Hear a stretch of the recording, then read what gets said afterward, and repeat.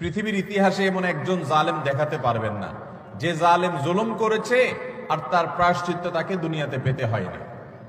পৃথিবীর ইতিহাসে সর্বপ্রথম জালেম, মানব সভ্যতার মানব ইতিহাসের সর্বপ্রথম জালেম ছিল কাবিল। আদম আলাইহিস সালামের ছেলে কাবিল, সে জুলুম করেছে নিজের আপন ভাই হাবিলের প্রতি। আল্লাহ তাআলা তার মুখ সম্মোচন করে দিয়েছেন, তাকে অপমান অপদস্থ করেছেন, তার এই কুকর্ম আল্লাহ তাআলা ফাঁস করে দিয়েছেন। এটি ছিল আল্লাহর পক্ষ থেকে তার জন্য দুনিয়ার শাস্তি, আখিরাতের শাস্তি তো আছেই। পৃথিবীর ইতিহাসে বহু জালেম গিয়েছে। নমরুদ জুলুম করেছে, আবু জাহাল জুলুম করেছে, উতবা সাহেবা জুলুম করেছে, অনেক পরাশক্তি জুলুম করেছে। আল্লাহ তাআলা তাদের প্রত্যেককে অপদস্থ করেছেন, অপমান করেছেন, তাদের মুখ সম্মোচন করেছেন, তাদের শাস্তি দিয়েছেন। তবে আল্লাহ ছাড় দেন। আল্লাহ বলেছেন ইন্নামা নুমলি লাহুম, আমি ছাড় দিয়ে রাখি। ইন্না কাইদি মাতীন, ছাড় দেওয়ার পরে যখন ধরি সে ধরাটা বড় শক্ত, সেটা থেকে বাঁচার কোনো উপায় থাকে।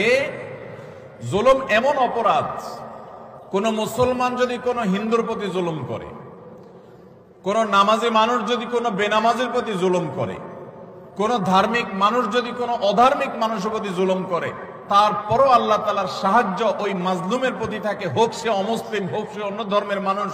কারণ জুলুমকে আল্লাহ কখনো সহ্য করেন